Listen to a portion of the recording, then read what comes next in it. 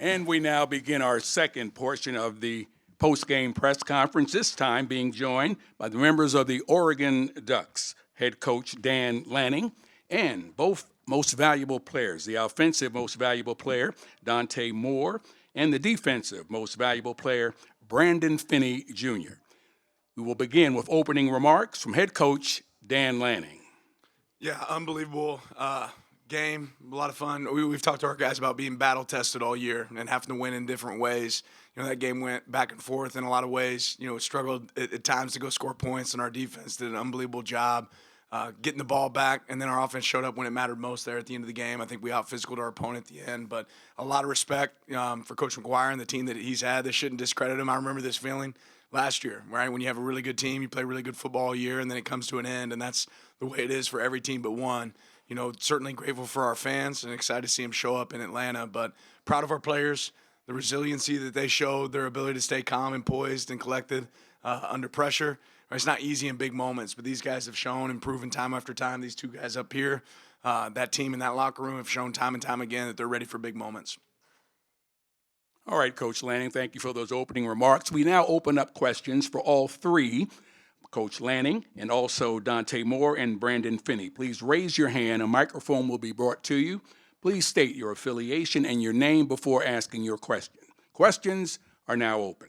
Zachary Neal, USA Today. Dan, one of the storylines coming into this game was about Tech's defense and how dominant they had been. How much did you guys take that to heart, knowing that you had a very good defense and have that show up in this game? Yeah, we thought they were. They are a good defense, right? And just, their performance today, I think it showed it. You walk into halftime at 6-0, that's, it's a great indicator of them being a good defense. And they had some guys that played some really good ball. We just felt like in this moment it was going to be about chipping away. And eventually it was going to break. And it kind of broke open with us creating some extra opportunities there with takeaways, opportunities in special teams. I thought our special teams played really, really well. But we had a lot of respect for Texas Tech's defense. They don't play the way they've played all year and not be good, and they are. They're good. We thought it would be about explosive plays. There weren't a ton of explosive plays in this game, right, really for either side, but the physicality showed up for our guys down the stretch. Next question. Kevin Sherrington, Dallas Morning News. Brandon, it was one of the things that they talked about when Tech was here. It was about on the interception in the end zone, and he didn't see something that he wasn't expecting what y'all were doing on defense, essentially. So can you talk about what it was that y'all had seen in film and what y'all had planned for? Were y'all expecting some of the things that y'all saw and enabled you to make those picks?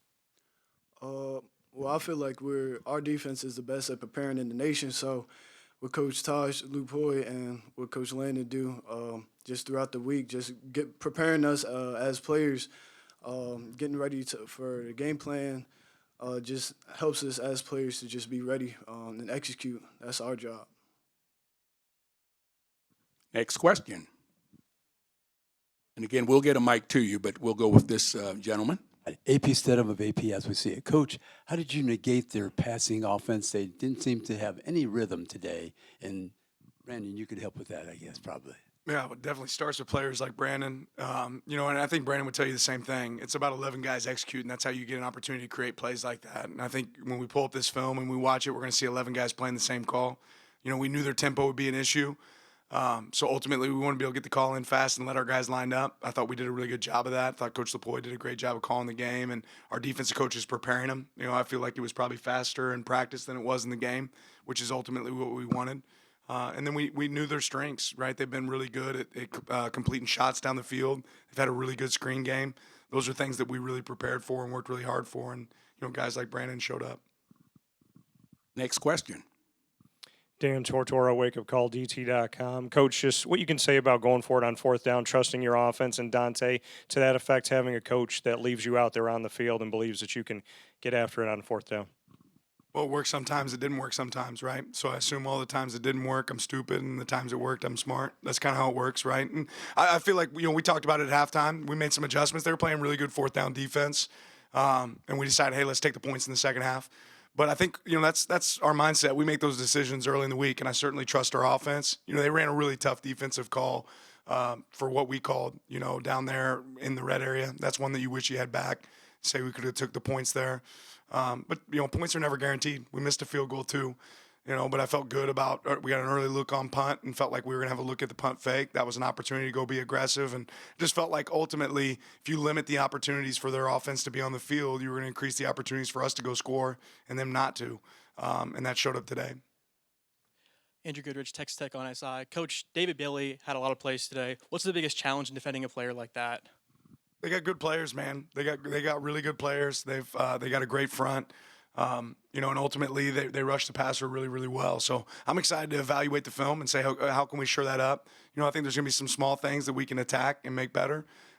There's some plays that we were really efficient at today, and then there were some plays that weren't. And when you have a player like David Bailey, when you have players that you're going to see in the college football playoff, you got to have a plan for them. And at times our plan was really good, and then there's some times that we can certainly improve that. Aaron Fentress with the Oregonian. I'm going to follow up on the question about the interception because I think I know what he was getting after. They ran and I'm going to go full nerd here, but they ran a hitch with a corner right over the top. The hitch is supposed to hold you, but you drifted into the end zone, and another defender came and took the hitch. Was that a wrinkle you guys put in to try and take that away because that's something you knew they did, or how did that come about? Because he threw it like he just knew the corner was going to be open. You want us to tell us all about your defense? Well, I mean, it's Don't not, give him too many secrets, Brandon. Look, it's a strategic play. He did it exactly like we asked him to do. We tell him to play low to high down in the red area. He did exactly that. He played low until the player was able to show up and take away the low, and then he creeped to high, and he made an outstanding play. Now, I was just as impressed with the fact that he took a knee after he caught it. How bad did you want to run that back? Very bad. Yeah.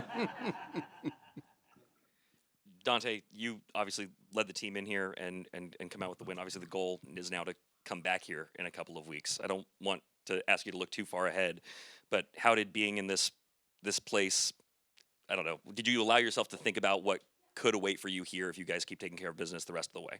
Oh, Bill Orm with the Oregonian, sorry. No, you're good. Yeah, overall, I mean, like Coach Lanning always says, you never want to look too far ahead. You want to be where your feet is at.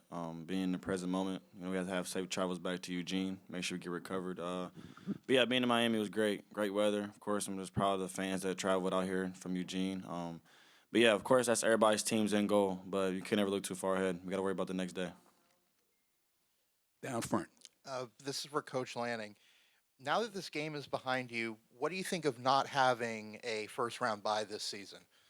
I guess it works, right? I've been a proponent for games to be happening much quicker for a long time. I think that's best for college football.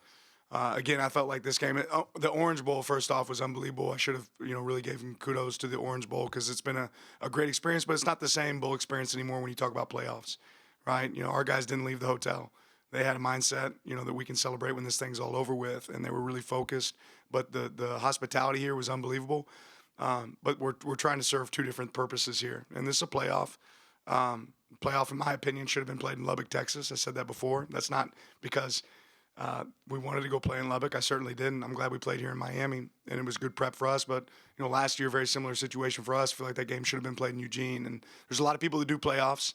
I feel like the playoffs have looked a certain way for a long time. We're trying to serve two purposes here, and the amount of time in between games obviously is tough for teams. We experienced it last year. Next question.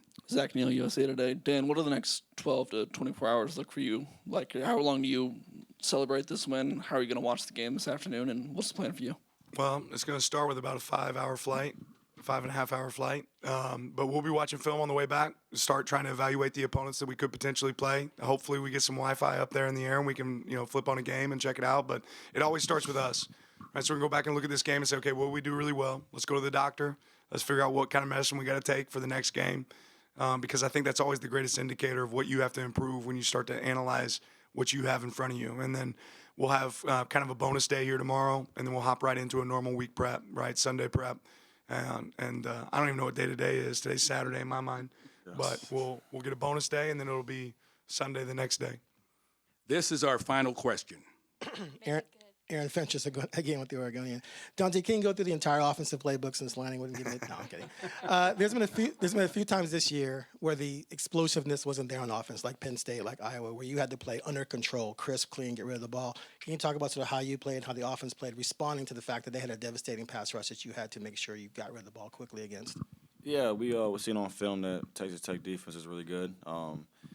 At the end of the day, getting the win, what you have to do is run the ball, throw the ball from defensive stops. Just getting the win is the biggest thing, especially in these moments like this. Of course, everybody loves the deep throws. Everybody likes the long runs. But like Coach Lanning said, just got to keep chipping away. Next play mentality. But overall, I got to give credit to Texas Tech, and I'm excited for the future. Well, that concludes this portion of our press conference. We thank Coach Lanning and Dante Moore and Brandon Finney Jr. Wish them the best in their next game. Wish them a safe flight back to Eugene. And thank you, the media, for attending our post-game press conference. Drive home safely. Happy New Year.